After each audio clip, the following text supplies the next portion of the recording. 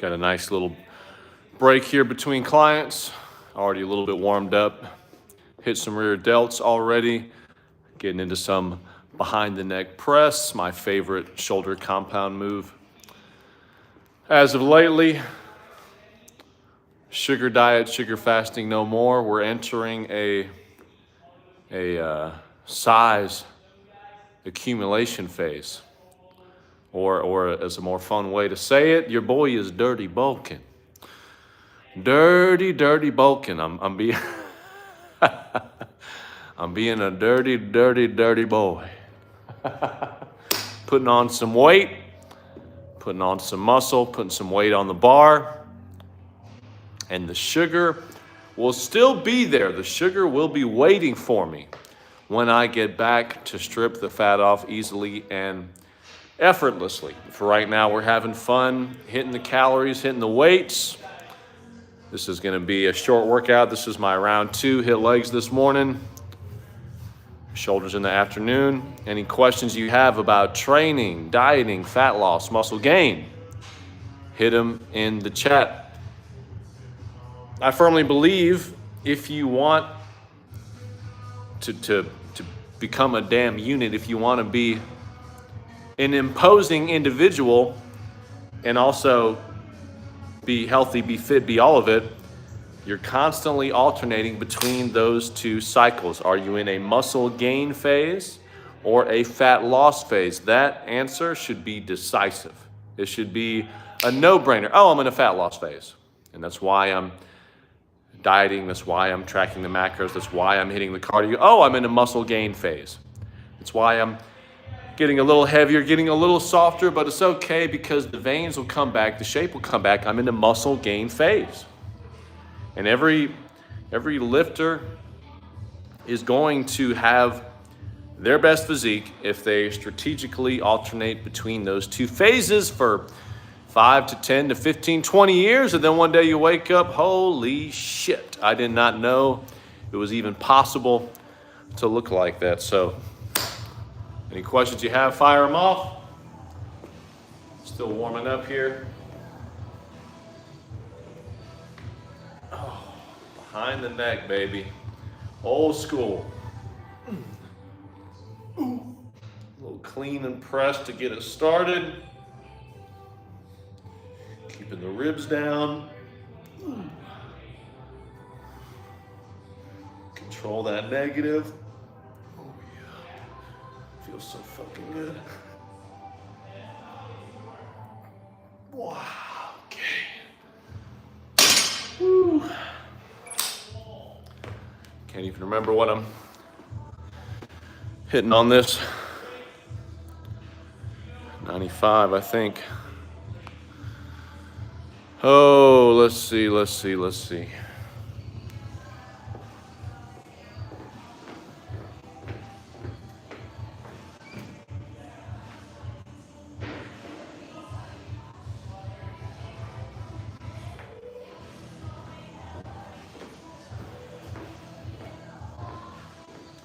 Guys, I like the belt.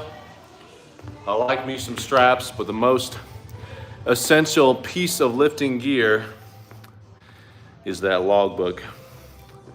If your lifts are going up and the technique is not deviating, the technique is sound, it's repeatable, staying consistent as you go up in weight.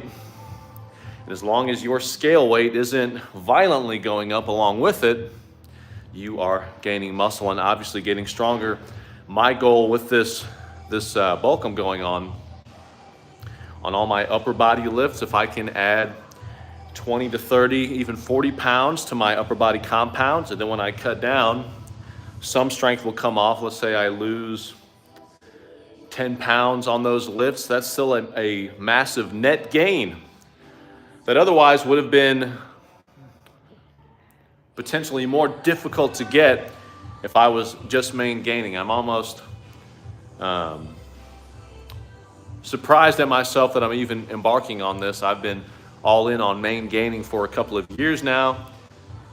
And one of the cool gifts I got from all this sugar shit is now it's like Oh, fat loss is so easy, and it can be done so fast.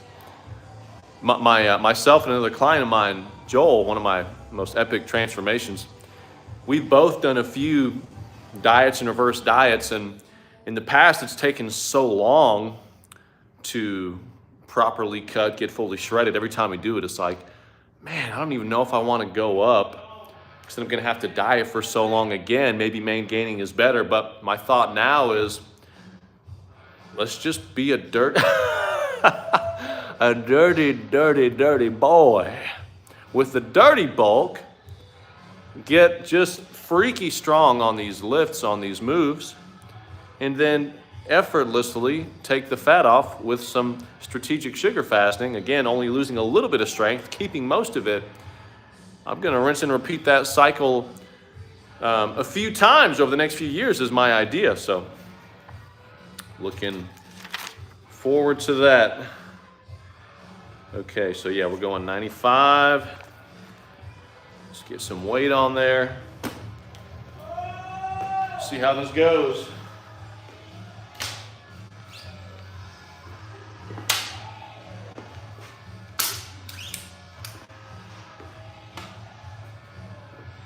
One thing I'm really big on, y'all, is strategic everything, but strategic warm-ups.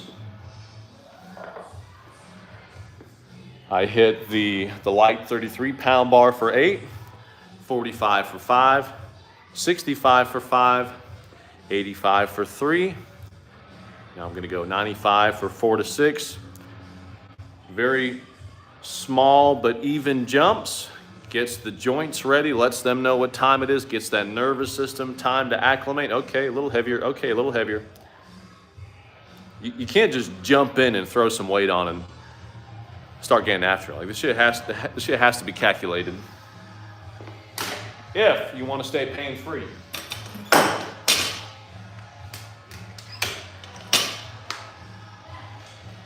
Pain-free and have predictable progress.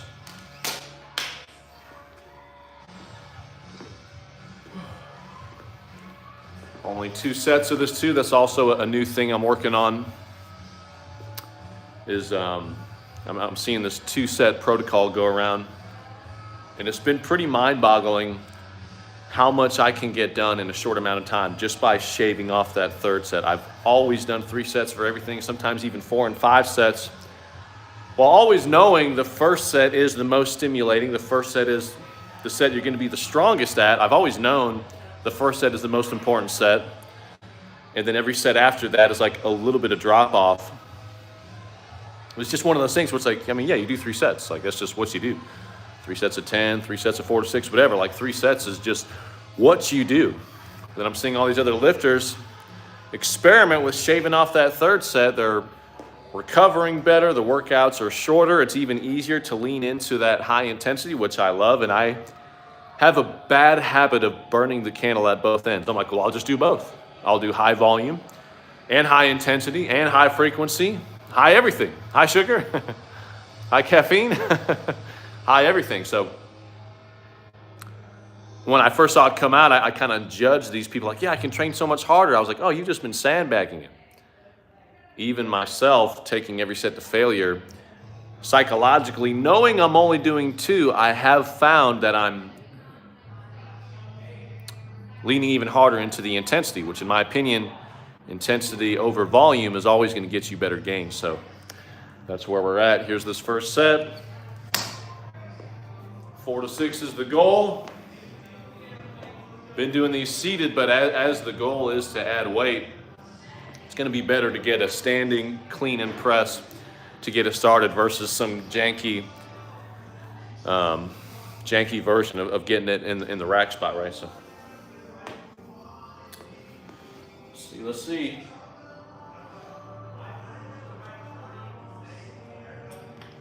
Ooh. That one doesn't count. That's just getting the bar ready.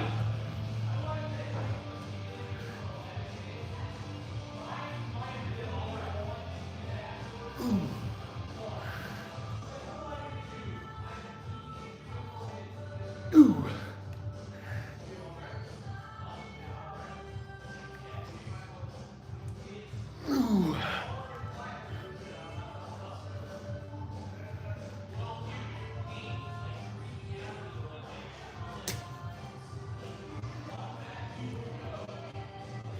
Oh. Whew. Oh man. Lordy. Just 4 of those today. Did 90 for 4 a few weeks ago, so any vertical pressing move, those are the harder ones to make progress on. It's like making progress on a RDL or a squat move versus something like a leg extension. You can add 10 pounds every few weeks on a heavy RDL if your nutrition and recovery is dialed in. On a damn leg extension or leg curl, you might be hitting the same weight for weeks, even months. Standing press, there's just so little.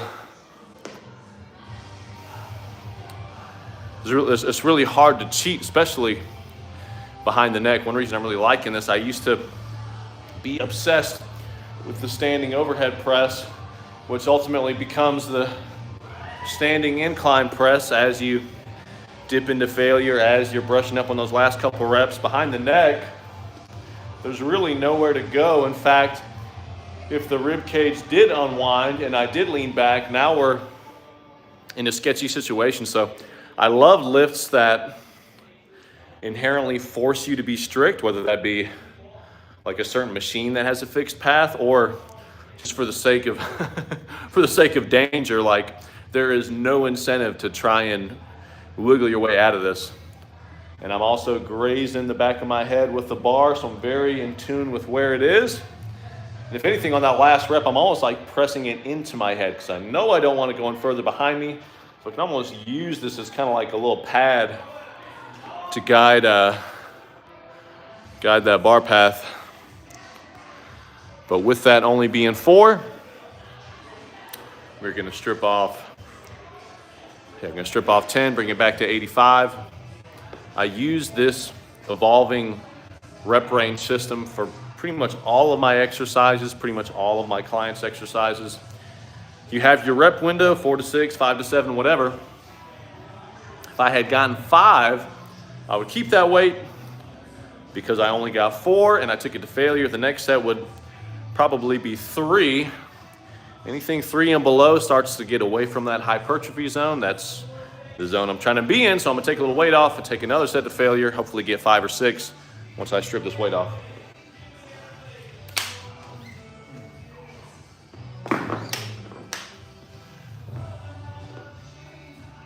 While we're talking about intensity,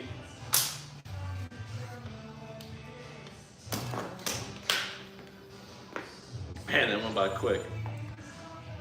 quick. So I'm chopping it up with y'all. 3 minutes rest. 3 minutes rest. I used to pride myself on, I only need a minute. I only need 90 seconds. I'd be doing these crazy circuits. 4 exercises in a row, 5 exercises in a row, then rest in 90 seconds. More rest will always get you more reps. In the interest, to a point. I'm not out here resting 5, 6, 7 minutes. But within that 1 to 3 minute rest period range, it's a fucked up sentence, more rest is going to get you more reps. I want more reps. Every time, every exercise, every move. I never want less reps. I always want every possible rep I can get. So I've been doing 3 minute rest times for pretty much everything except maybe some isolation moves for the last few years. Completely changed my training, much like the warm-ups I was talking about earlier. Taking your time, being methodical. Just pace around. Don't be, I mean, I'm on the phone right now talking to y'all, but don't be on the phone. You can be logging your sets, writing out your next workout, something that has to do with training. Just pace around the gym. Let that clock run out. You will be fresher. You will get even more reps. Just bought myself a little more rest. Explaining that, here's the final set. Woo! Of the BTN. BTN, baby.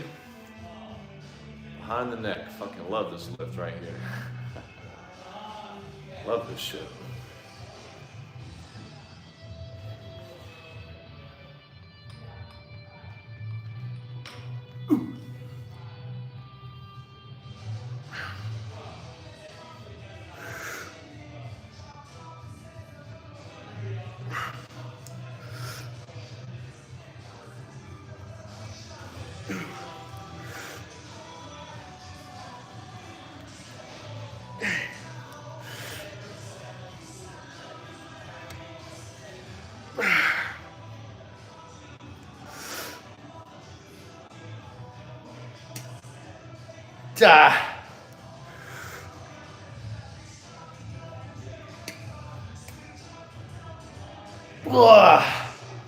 Oh. Whew. Oh, that's enough of that. Predictably, put me in that